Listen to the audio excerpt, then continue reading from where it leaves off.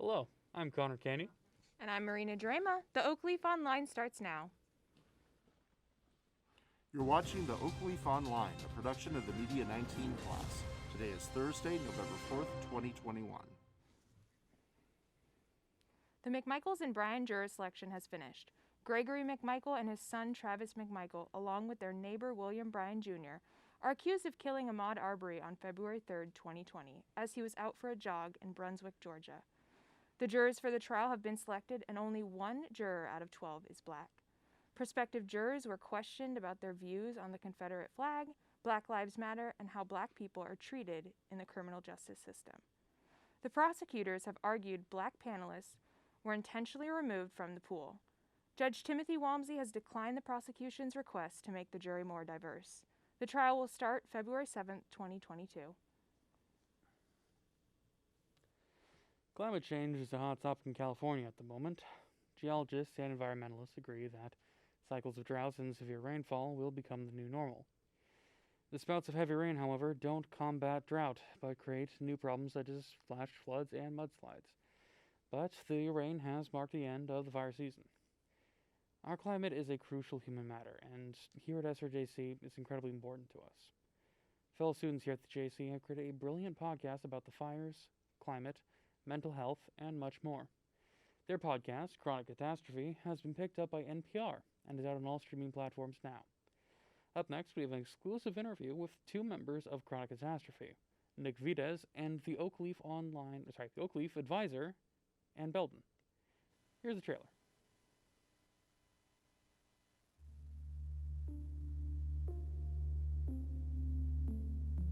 A catastrophe is a disaster, a calamity beyond expectation, an event that causes sudden, extraordinary damage and suffering.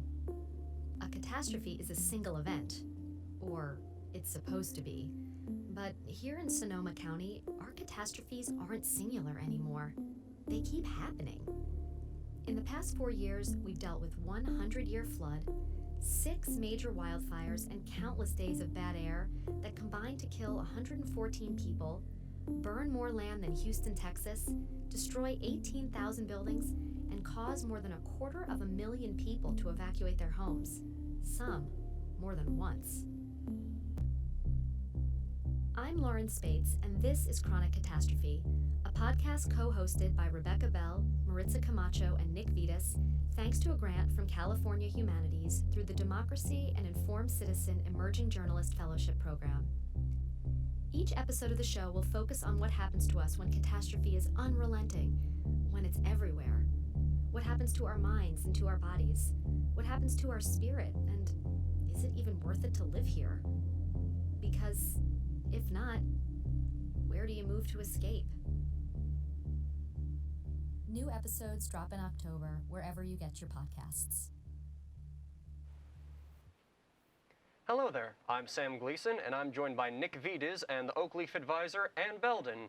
Thank you very much for joining us. How are you doing? Hi, it's great to be here. Thank you for having us. Our pleasure. Okay, so let's get straight into it. Tell us about the podcast and how it started. Sure, you want to field this one? Sure.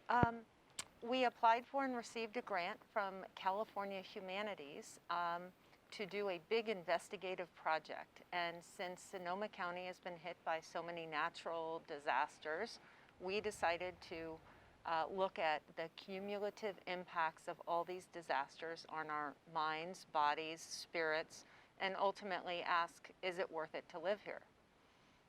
About that grant, was because it was for such a good reason, such a good cause. That's what convinced the California Humanities grant to grant it to you, for you to win. Well, they were actually hoping we would apply because of all the climate-induced disasters that Sonoma County had seen, and they reached out to me, and so we did. And I found 4 fellowship students who I thought would do a good job, and ultimately, we started thinking we would do a video, and ultimately we decided a podcast was more doable given the limitations with the pandemic.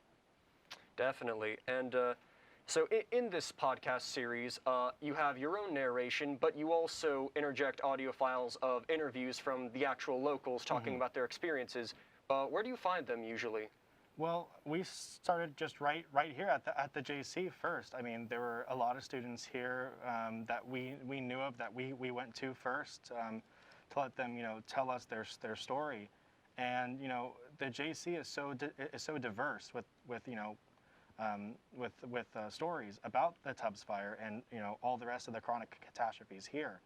But then at some point we also had to realize we need to to interview scientists and doctors.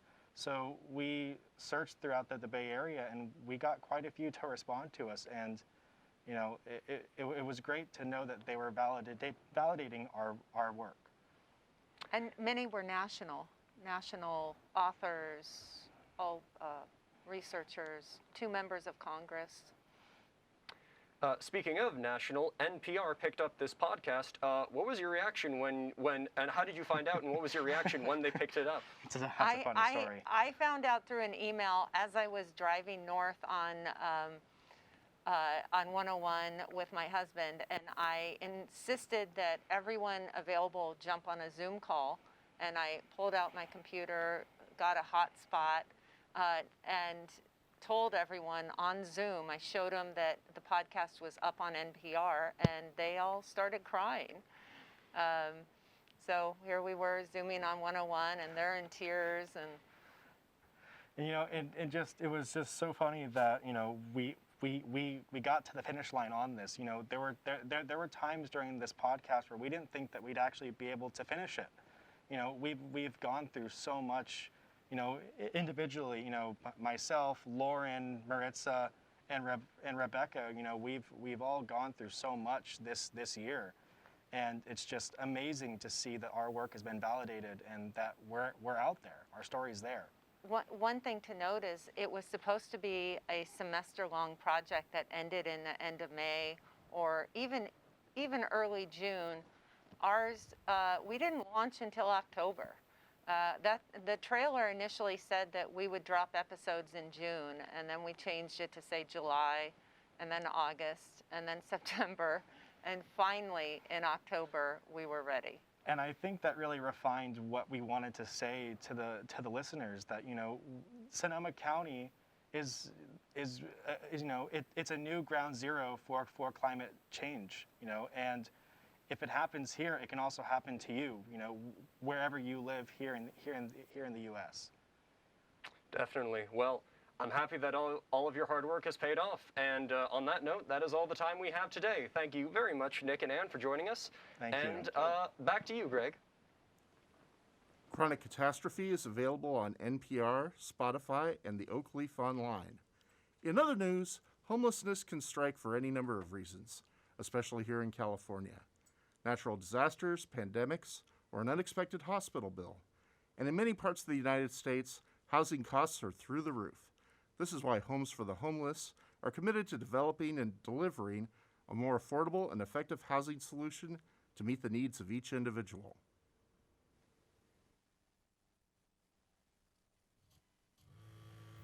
Homes for the Homeless is a nonprofit organization focused on providing innovative, transitional housing solution for homelessness using modular building techniques. This summer, in collaboration with the Boys and Girls Club of Sonoma Marin, the Sonoma County Probation Department, Farrow Construction, and many others, local youth were given the opportunity to build 2 portable ADA-compliant bathroom and shower units for the homeless. Part of what we're doing with Homes for the Homeless is we're giving an avenue for people to find their place and how that they can give back to the community. So we came up with this pilot program to help create an education and awareness and vocation for all these youths that may have had issues in their lives.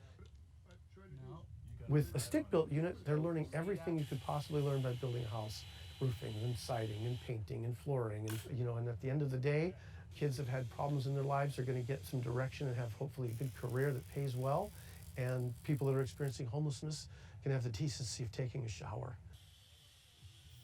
This vocational program is designed to inspire careers in construction and benefit the most vulnerable youth in our community. Contractors taught the pilot curriculum, including Cal OSHA guidelines and multiple subtrades in the construction field.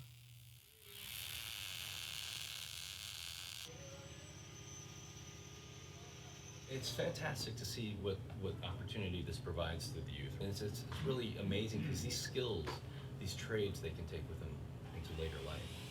Hopefully learning to take pride in their work, and so it's a thrill to see.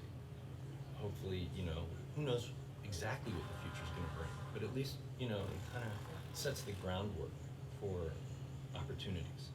The modular nature of the housing enables both rapid installation and removal should it become necessary to relocate the project to meet the shifting needs of the local community. Hold it. You got it. Hold it. There. We're developing scopes of work, a curriculum, and a syllabus that we will use for future builds. The idea is that this is a program that we can incorporate locally, statewide, and also nationally. We're so excited about how readily willing and able these folks are to participate and to help out our community and to the cause that we're involved with.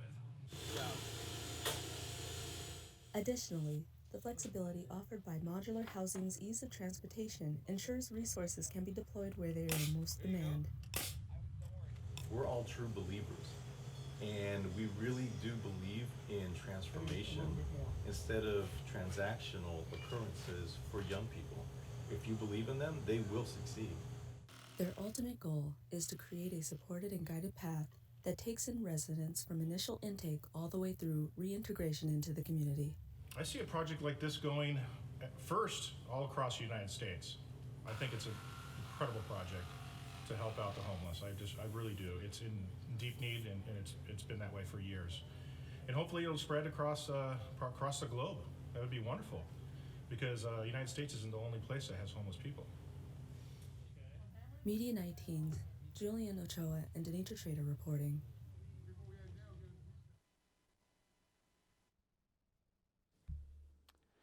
Homelessness is a nationwide problem that can be one of the worst things that can happen to someone.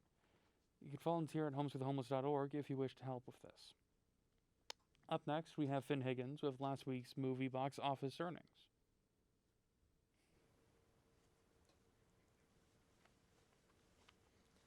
This past weekend saw quite the drop in earnings. October 29th through 31st saw near 62 million gross, which is a 32% drop from last weekend.